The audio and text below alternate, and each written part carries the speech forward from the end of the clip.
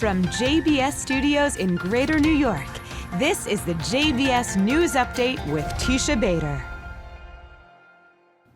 I'm Teisha Bader with the JBS News Update for Monday, July the 1st, 2024. As intense fighting continues between Israeli troops and terror group Hamas in Gaza, the IDF announced the death today of an Israeli soldier killed in Rafah this morning. He is 21-year-old Sergeant Ori Haddad.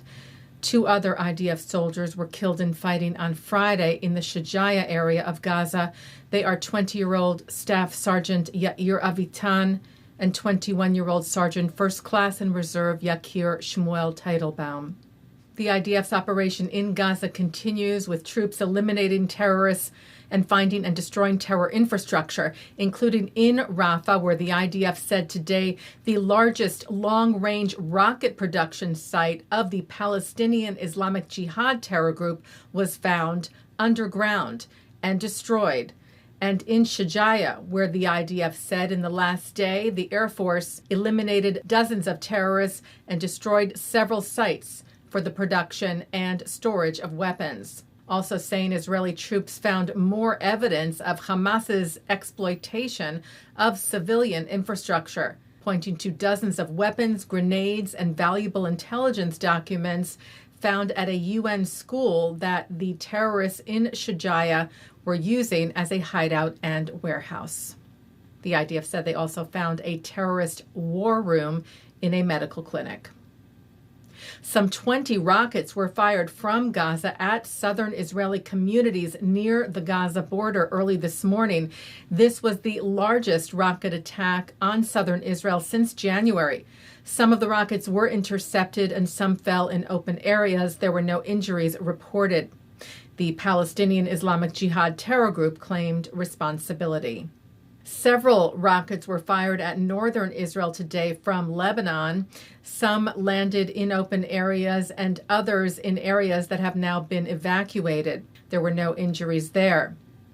18 Israeli soldiers were injured, including one seriously, in a Hezbollah drone attack at northern Israel yesterday. The IDF responded to the attack, hitting the source of the fire and other terror sites in Lebanon last night. And today it said Israeli forces identified terrorists entering a military structure of Hezbollah and took out the terrorists. Former hostage Noa Argamani, who was rescued last month by the IDF after 8 months in Hamas captivity in Gaza, shared her first message with the public since her rescue.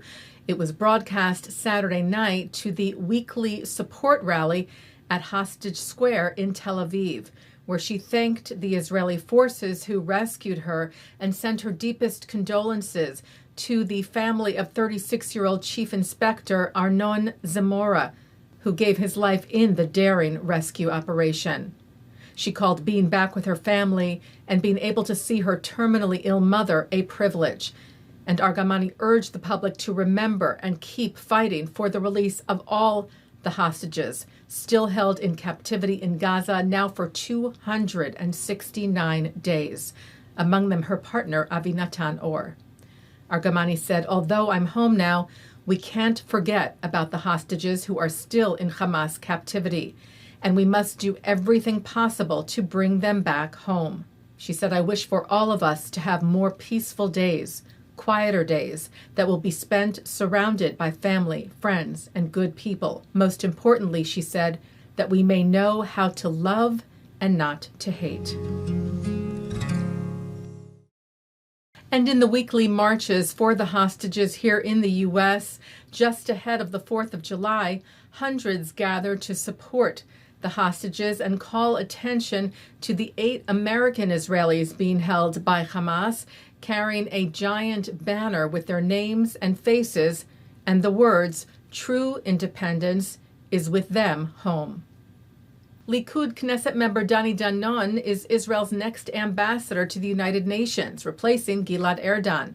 Danon previously served in the role from 2015 to 2020 and said, "In light of the diplomatic challenges we currently face, I am committed to boldly presenting the truth for the sake of the people of Israel and our shared future here." The Anti-Defamation League today filed a groundbreaking federal lawsuit alleging Iran, Syria, and North Korea provided material support to Hamas that enabled it to commit atrocities in Israel on October the 7th. With over 125 plaintiffs, including U.S. citizens, in what the ADL said was the biggest case of its kind, and the first case brought by a Jewish organization to hold state sponsors of terrorism responsible for the October 7th terrorist attack in Israel. CEO Jonathan Greenblatt said Iran is the world's leading state sponsor of anti-Semitism and terror. Along with Syria and North Korea, they must be held responsible for their roles in the largest anti-Semitic attack since the Holocaust. Taking a look now at our programming for tonight on JBS for Monday, July the 1st at 8 o'clock, Abigail Pogrebin sits down with author A.J. Jacobs to hear about his experience attempting to live according to the original meaning of the U.S. Constitution for a year. At 8:30, Shahar Azani speaks with Orly Gilboa, mother of Daniella, an IDF spotter who was kidnapped by Hamas on October the 7th. Orly talks about her daughter and shares her story, her pain, and her call to action. At 9, Yossi Klein Halevi is on L'chaim. At 10, it's episode 6 of the hit Israeli TV series Srugim. At 10:30, an encore of the news. And coming up next, Shalom Hartman Institute educational consultant Rachel Korazim explores Israeli poetry. And that's the JBS News Update for Monday, July the 1st, 2024. I'm Teisha Bader. Am Yisrael Chai.